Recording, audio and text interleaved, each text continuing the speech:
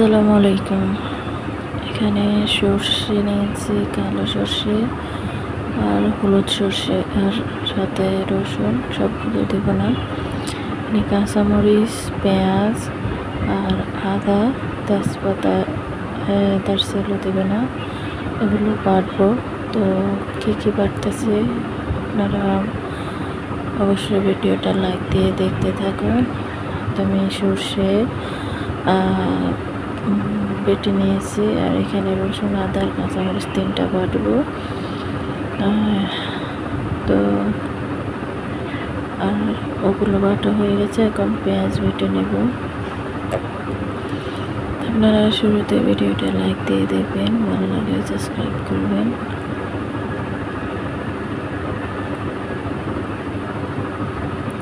তো এই যে আমার বাটা হয়ে গেছে। তো আমি সর্ষে নিয়েছি, কালো সর্ষে 1 চামচ, আর লাল সর্ষে 2.5 চামচ। এখন এখানে সর্ষে তেল গরম করতে দিয়েছে। এখানে পেঁয়াজ বাটা দিয়ে দিলাম, আগে দিয়ে পেঁয়াজটা একটু ভেজে নিই হালকা। আমি সিলভার পাতিলে আপনাদের সাথে শেয়ার করতেছি।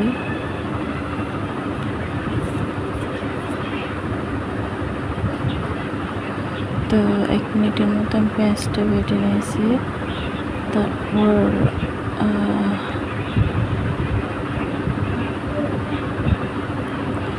আদা বাটা, কাঁচামরিচ, রসুনও দিয়ে দিয়েছি। ওগুলো আমি ভেজে নিলাম। এখন টমেটোটা পেরিয়ে দিয়েছিল আমার, তো টমেটোটা একটু গুলে দিলাম। আর এখানে সর্ষে আছে। এখন এর সাথে আমি মশলা অ্যাড করতেছি, আর ওদিকে পেঁয়াজটা একটু ভাজা হোক, হালকা আছে। তো এখানে মরিচ দিলাম 1 চামচের একটু বেশি, হলুদও 1.5 চামচ দিলাম, আর ধনে গুঁড়ো দিলাম। এখন পানি দিয়ে এগুলো মিক্স করবো।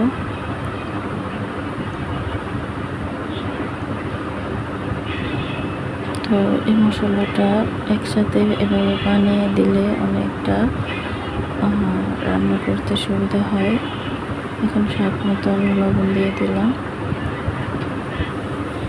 তো সর্ষে আর কাঁচামরিচ, লবণ একসাথে বাটলে নাকি দিতে লাগে না, তাই আমি দিতে মনে নেই। তাই এখন লবণ আর এগুলো একসাথে মিক্স করে নিচ্ছি। এখন এদিকে আমি এই যে বাটারটা এখানে ঢেলে দিলাম। তো এরপর আমি বাটিটা দিয়ে একটু পানিও অ্যাড করলাম। এখন এগুলো নাড়তে থাকবো একটু 5 মিনিটের মতন, হালকা আছে।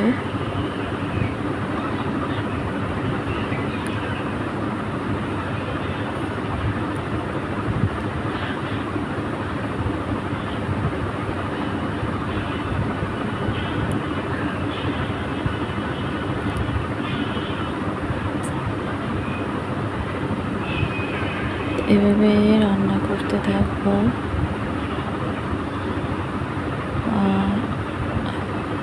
আমি এখন মাছগুলো দিয়ে দেব। তেল উপরে বেশি উঠেছে, কষিয়ে নিলাম কিছুক্ষণ। এই যে দেখুন জলটা কতটা সুন্দর হয়েছে।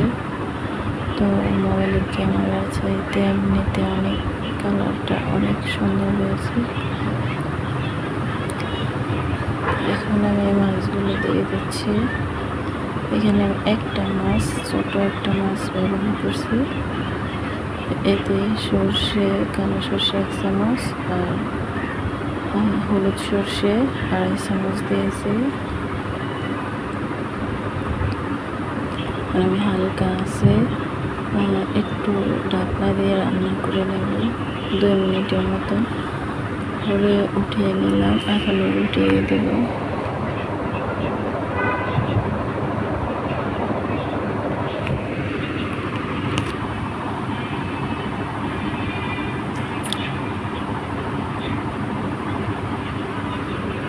তো এইভাবেই আমি রান্না করে নিলাম।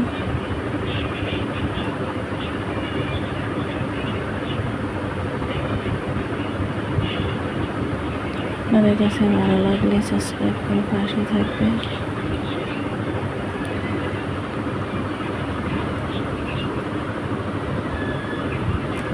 আমি ছোট পাতিলে দিলাম এই কারণে যে বড় পাতিলে দিলে মেলা হয় আর রান্না করতে গেলে জল সহ টেনে যায় এবং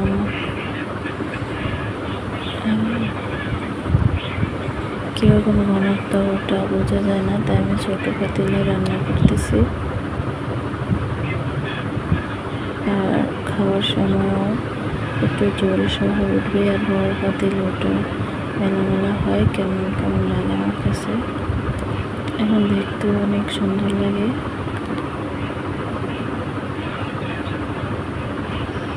এখন আমি উল্টে পাল্টিয়ে কষিয়ে নেওয়ার পর এখন পরিমাণ মতন পানি দিয়ে দিলাম।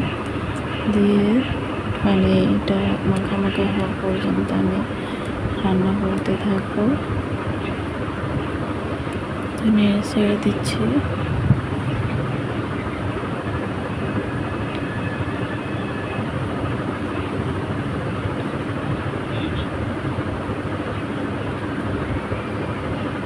রান্নাটা প্রায় হয়ে এসেছে, তো আমার হাতের দ্বারা ধনিয়া নেই তাই দিতে পারি নাই। এই যে দেখুন আমার রান্না রেডি, আমি একদম ফাঁসে দিয়ে রেখেছি।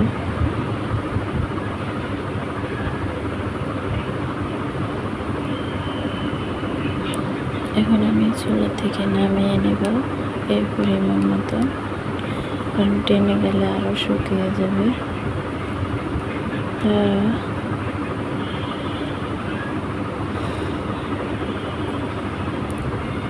আপনাদেরকে একবার আমি চামচ দিয়ে দেখিয়ে দিচ্ছি যে আমার ঝোল এবং মাছ কেমন হয়েছে।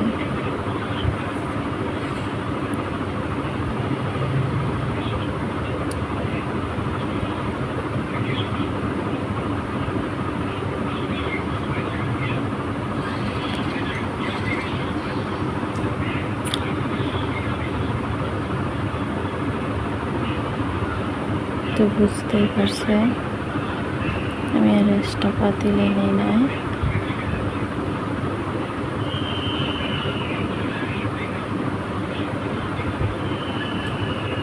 আপনাদেরকে আমি আরেকটা তুলে দেখিয়ে দিচ্ছি।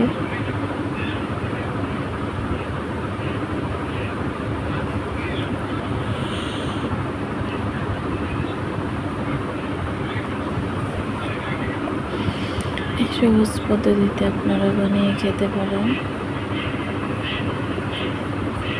আসসালামু আলাইকুম।